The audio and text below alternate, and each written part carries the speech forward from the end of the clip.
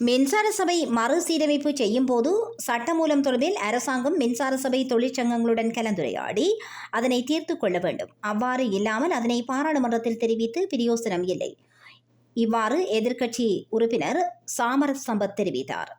பாராளுமன்றத்தில் நேற்றைய தினம் செவ்வாய்க்கிழமை இடம்பெற்ற தேசிய கட்டட ஆராய்ச்சி நிர்வாக சட்டமூலம் மீதான விவாதத்தில் கலந்து கொண்டு உரை ஆற்றுகையிலேயே அவர் இவ்வாறு தெரிவித்தார். தொடர்ந்து அவர் கருத்து வெளியிடுகின்ற போது இலங்கை மின்சார சபை மறுசீரமைப்பு செய்யும் சட்டம் மூலம் பாராளுமன்றத்தில் அனுமதிக்கப்பட்டது. அதனை அடிப்படையாக கொண்டு அரசாங்கம் செயல்படுவதற்கு எதிர்ப்பு தெரிவித்து மின்சார சபை தொழிற்சங்கங்கள் போராட்டத்தில் ஈடுபட்டு வருகின்றன. அதனால் மின்சார சபையில் மேற்கொள்ள போகும் வேலை திட்டம் தொடர்பில் அரசாங்கம் எங்களுக்கு தெரிவிக்காமல் அதனை மின்சார சபை தொழிற்சங்கங்களுக்கு விளக்கமளித்து பிரச்சினைக்கு தீர்வு காண நடவடிக்கை எடுக்க வேண்டும்.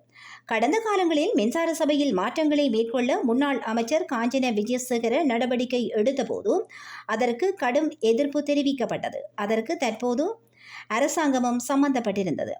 அதனாலேயே தேர்தலில் மாத்தளையில் காஞ்சன தோல்வியடைந்து போல்ராஜ் வெற்றி பெற்றார். மின்சார சபையில் சரியான மாற்றத்தை ஏற்படுத்தும் என்ற நம்பிக்கையிலேயே மாத்தறை மக்கள் இந்த அரசாங்கத்திற்கு வாக்களித்திருக்கிறார்கள். அதனால் தற்போது அதனை செய்ய வேண்டும். 2015 மின்சார சபையில் மனித ஆளுகை 6000 பேர் இருந்தனர். நல்லாட்சி அரசாங்கத்தில் இந்த 6000 பேரும் சேவையில் நிரந்தரமாக்கப்பட்டனர். ஆனால் தொழிற்சங்க தலைவராக இருந்த ரஞ்சன்லாலால் இவ்வாறு தொழில் நிரந்தரமாக்கப்பட்ட அனைவரிடம் இருந்தும் 5000, 10,000 என அறவிட்டுள்ளார். இதனை நான் பொறுப்புடன் தெரிவிக்கின்றேன். அந்த பணத்தையே தற்போது ஊழியர்கள் அவரிடம் கேட்கின்றனர். அதனால் இந்த அரசாங்கம் கொண்டு வந்து அனுமதித்துக் கொண்ட சட்டத்திற்கு எதிராகவே தற்போது மின்சார சபை தொழிற்சங்கங்கள் போராட்டம் செய்து வருகின்றன. இந்த போராட்டத்திற்கும் எங்களுக்கும் எந்த சம்பந்தமும் இல்லை. அரசாங்கம் அது தொடர்பில் தொழிற்சங்கங்களுடன் கலந்துரையாடி தீர்த்துக் கொள்ள வேண்டும் என்றும் அவர் தெரிவித்துள்ளார்.